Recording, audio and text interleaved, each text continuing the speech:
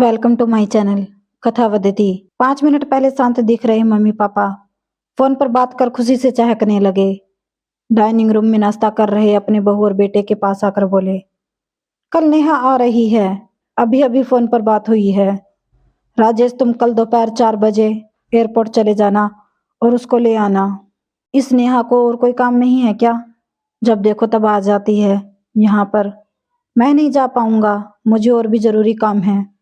क्या वो टैक्सी करके नहीं आ सकती यहाँ तक? राजेश गुस्साई आवाज में बोल पड़ा। अपने बेटे के मुंह से अपनी बेटी के लिए ऐसे शब्द सुनकर माँ एकदम दंग रह गई। अरे, तबीयत तो ठीक है ना तेरी? कैसी पागलों की तरह बात कर रहा है? घर में 2 गाड़ियां होते हुए बहन को टैक्सी से आने के लिए कहता है। माँ बोली, रहने दो, मैं खुद जाकर ले आऊंगा अपनी बेटी को। करने दो उसको अपना काम। अभी नेहा का बाप जिंदा है और मैं नहीं चाहता मेरी बेटी को उसके ससुराल वाले ताना मारे। इकलौती बेटी होते हुए भी उसे लेने एयरपोर्ट पर कोई नहीं आया या उसके स्वागत में कोई कमी रहे। रमेश ने अपने बेटे पर झल्लाते हुए कहा, आप दोनों समझते नहीं हो मम्मी पापा। वह जब भी आती है महारानी की तरह रहती है। उसे तो कुछ काम नहीं होता और हम सब उसके आवभगत में लगे रहते हैं।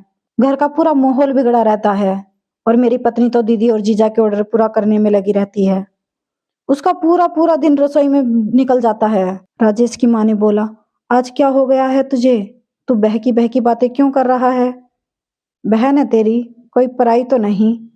पहले तो तूने कभी ऐसी बातें नहीं की, फिर तुझे आज क्या हो गया? ऐसा क्यों कह रहा है?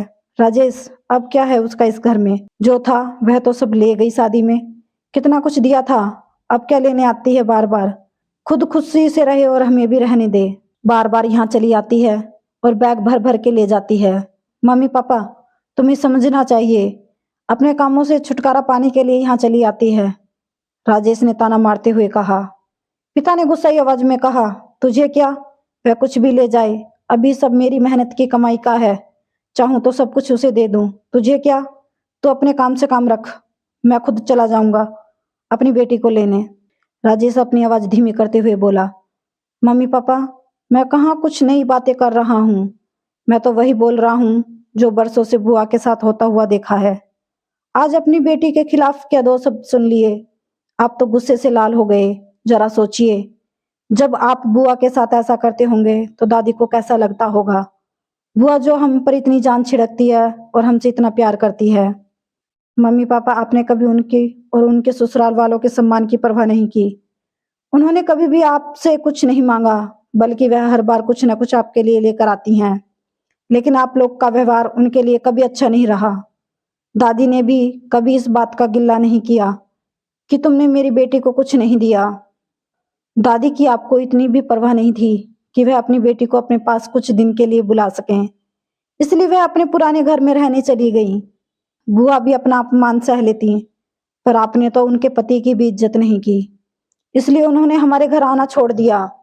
जिस तरह नेहा इस घर की बेटी है, उसी तरह बुआ भी तो इस घर की बेटी हैं। आपको 2 बेटियों के बीच फर्क करना अच्छा नहीं किया। और रही बात मेरी बहन नेहा की, मैं उससे बहुत प्यार करता हूँ। मैंने कभी अपनी पत्नी को भी अपनी बहन के खिलाफ बोलने का हक नहीं दिया, ना ही वह कभी बोल सकती है।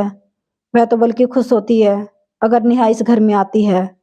मैं खुद जाकर उसको ले आऊंगा। जितना हक इस घर पर मेरा है, उतना ही नेहा का भी है। और मुझे गर्व है कि वह मेरी बहन है। और मुझे गर्व है अपने अच्छे भाई होने पर। मैं उसे कभी दुखी नहीं होने दूंगा कि उसके भाई ने शादी के बाद उसका साथ छोड़ दिया। मम्मी पापा, मुझे माफ करना अगर मेरे ये कटु शब्द आपको बुरे लगे हों तो। इतना कहकर राजेश ऑफिस के लिए निकल गया और मम्मी पापा का सर शर्म से झुक गया। कुछ देर बाद पिताजी ने अपनी बहन को फोन किया और फोन उठाते ही वह जोर जोर से रोने लगे। दीदी, मुझे माफ कर दीजिए। हमने आपके साथ बहुत बुरा व्यवहार किया। जैसा व्यवहार किया वह अच्छा नहीं था। अब हमें माफ कर दीजिए। हम सच में शर्मिंदा हैं। आपकी बहुत याद आ रही है। आप हमसे मिलने आ जाइए ना। आपको आपका घर बुला रहा है। मैं आपको और जीजा को लेने आ रहा हूँ। कुछ दिनों के लिए आप हमारे साथ ही रहेंगी और माँ भी अब यहीं रहेगी। उधर बहन भी रो पड़ी और बोली, भैया आपसे नाराज नहीं हूँ और मैं और तुम्हारे जीजा जरूर आएंगे। जब दोपहर को राजेश अपनी बहन नेहा को घर लेकर आया तो उसने देखा कि बुआ और दादी वहीं थे। यह सब देखकर राजेश बहुत खुश हो गया। कहानी अच्छी लगी हो तो like, subscribe, share and comment जरूर करें। Thank you.